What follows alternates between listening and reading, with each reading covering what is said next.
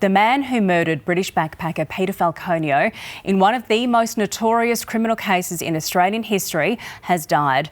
Bradley John Murdoch was convicted in 2005 of the Outback murder, as well as the attempted kidnap and assault of Peter Falconio's girlfriend Joanne Lees. He was serving a life sentence and was in palliative care at an Alice Springs hospital after being diagnosed with throat cancer in 2019.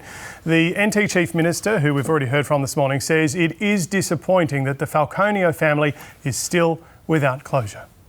Denise Dias has lived and worked in the Territory for several years. She joins us now in the studio. Good morning. So what do we know? So at this stage, this is big news for everyone, the family that's been looking for answers for more than 20 years now. So it has been confirmed, obviously, that Murdoch has died, but it's still a question as to where his body is. So I'll take you back to 2001 when this incident happened. So this couple, Peter Falconio, a 28-year-old, and his girlfriend Joanne Lees were travelling through the outback of the Northern Territory. You know, every backpacker's dream to go out there and see some of the beautiful spots that they've got. But there are some areas that are so eerily remote that you'd feel like you're the only person out there, right? So this couple, they were on this long stretch of road when Murdoch approached them and pretended that there was something wrong with their car. And he managed to get Falconio to the back of the car. And while Elise was sitting at the front, she heard this loud bang. We now know that that was the moment that Falconio was shot and killed by Murdoch. And she then was attacked by him. She managed to flee, and he was later charged with trying to kidnap and assault her.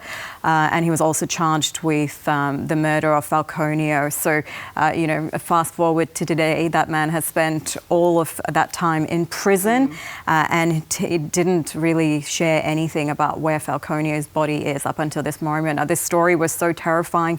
Lise, who survived that, wrote a book about it, but it was also one of the stories that inspired the horror film Wolf Creek, which gives you a sense of how terrible this case is.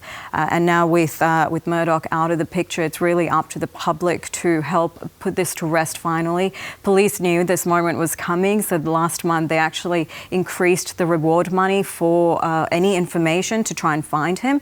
And since they increased the reward money to $500,000, the NT police said they got a little bit of information. They're trying to verify it, but they're really hoping that someone listening, someone watching this might just have their memory triggered and be able to come to the authorities with something that will hopefully give his loved one some closure and tell them where his body is. Yeah, fingers crossed for the family, really thinking of them this morning. There's always in these cases so much focus on the killer, the perpetrator, and not on those who were affected by this. Can you just remind us before we let you go why this case became, how big it was at the time? I mean, it was huge in the United Kingdom, it was huge in Australia as well, but the tabloid media, particularly in the UK, covered every single development in this case. I think because the details are quite fascinating. I mean, you've got this couple, they're two backpackers, they're innocent people that are out in, exploring Australia, which at the time were, Australia's quite isolated compared to the rest of the world. So it's this really an adventure land for people to come and visit. So when things go awry, it's a bit kind of concerning. But I think what was also interesting with this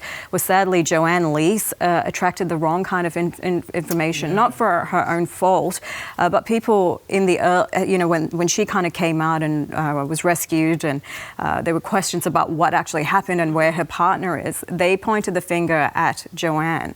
And she actually wrote a book documenting that whole experience and what it was like for her while she's grieving and trying to get through this, but then also has all of these questions and fingers being pointed at her. So that was it. And then also I think just the level of violence. I mean, you've got this young woman who's has her hands tied. She's hiding in the bush, no idea where her boyfriend is. So that also just, I think I think the level of violence was quite shocking for people to think about that this could happen to a young couple who are just out travelling like anyone does, and then things just go dark. Yeah, I think the terror and just the randomness of it, I think that's what really struck with so many people at the time, and why it's continued to be a story that's, that people talk about over such a long amount of time. Denise, thank you. And we will be live in the Northern Territory a little later on the program. Now, Anthony Albanese will visit the Great Wall of China today after encountering something of a stonewall from China's president over one of the issues in the relationship. The Prime Minister raised China's live fire drills in the Tasman Strait earlier this year, which of course disrupted flights.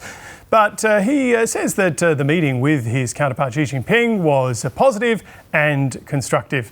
Our Global Affairs Editor Laura Tingle is in Beijing and she joins us again now. Laura, welcome back to News Breakfast. Tell us first of all, what do you think these talks yesterday revealed about how China's approaching the current state of affairs in the world? Well, James, the opening statements of these meetings are always basically sort of the big signallers for how the two countries want to be seen to each other and, as you say, to the world. Obviously, these meetings have been occurring against an extraordinary backdrop, as we've been discussing the last few days, of the global trade war set off by President Trump. So President Xi and later the Chinese Premier, who is Anthony Albanese's direct counterpart, were quite clear in their sort of opaque way about the fact that they want to be seen as the grown-ups in the room, that's China, that they're the ones who are supporting and upholding a free global trade system, which sort of overlooks the panda in the room, which is that, of course, they were imposing trade restrictions on Australia just a few years ago. But essentially, China's taking this very softly approach to the world and saying, we're being very consistent and stable and, side with us if it ever comes down to the crunch. Yes, it is interesting. Of course, China trying to promote itself for that, but a fairly recent memory, Australia has at least, of some trade actions against us. China's military also is causing some nervousness through the region, including here in Australia. How did the PM deal with that issue during these talks? Well, he raised it directly, James. He mentioned, as the government has done before, that Australia was not happy that it had not been informed that the Chinese were doing these live fire exercises close to the Australian coast a couple of months ago. Now, the Prime Minister has always said that these were perfectly legal in international law. They were in international waters, but he told the President that Australia didn't really, would have preferred to know about it rather than finding out apparently from a Virgin pilot who just happened to be passing by. And the President didn't directly address that in his response, but at the same time, some of the irritants from the Chinese perspective weren't raised by him. Now, Laura, before we let you go, these trips are always heavy on symbolism. If you look back through history, there are always photos of Prime Ministers in significant locations. And Anthony Albanese is visiting the Great Wall today. What do you think he's trying to achieve? What's the significance of this? Well, James, Labor figures in particular like to dig back into their past, and we've seen Anthony Albanese using John Curtin, the former Labor Prime Minister's wartime switch from the UK to the US as one sign of how we change our position based on our circumstances. And of course, Gough Whitlam, was the Labor Prime Minister, was absolutely instrumental in opening up Australia's relationship with China. He walked the Great Wall as Prime Minister in 1973, and while the Coalition Prime Minister, Malcolm Fraser, subsequently did, I'm sure we'll be hearing a lot about the context of Gough Whitlam and the continuing role of Labor in having a positive relationship with China when we go to the wall a bit later this morning. All right, enjoy the trip. Our Global Affairs Editor Laura Tingle reporting there. Taking a look at other news, a man is due to face court today, charged over the death of a baby boy outside the Queensland town of Gympie. The 7-month-old was pulled from a lake by his mother on Saturday and later died in hospital. A 42-year-old man known to the child faces 1 count of manslaughter with domestic violence as an aggravating factor. A Perth woman is expected to face court today after being charged with murdering her baby on Monday morning. WA's Police Commissioner described the death of the 7-month-old as an alleged family violence incident, saying the scene would likely haunt first responders for the rest of their careers. The 31-year-old woman remains in custody. Former Labor leader Mark Latham has vowed to defend himself against an apprehended violence order application brought by a former partner.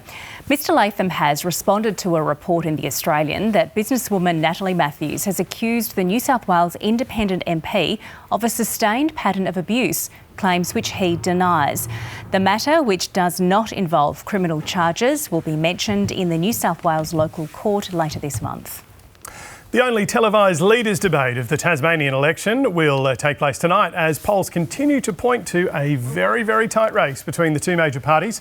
The Demos AU poll out today, commissioned by Pulse Tasmania, points to another hung parliament, while the Liberal leader Jeremy Rockcliffe leads Labor's Dean Winter as preferred Premier by about 10 percentage points. 2 UK men have been jailed for more than 4 years each for cutting down one of Britain's most famous trees, the 200-year-old Sycamore Gap tree.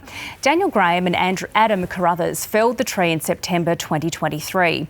The tree, a UNESCO World Heritage Site in northern England, featured in the 1991 film Robin Hood, Prince of Thieves.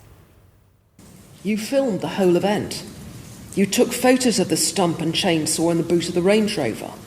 The next day you appeared to revel in the coverage of your actions in the media.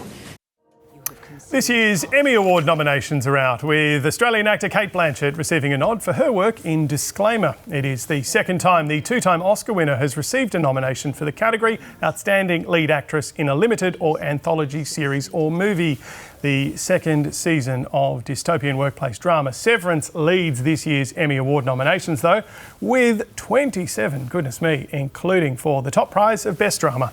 The Emmys will take place in September. Where else but Los Angeles.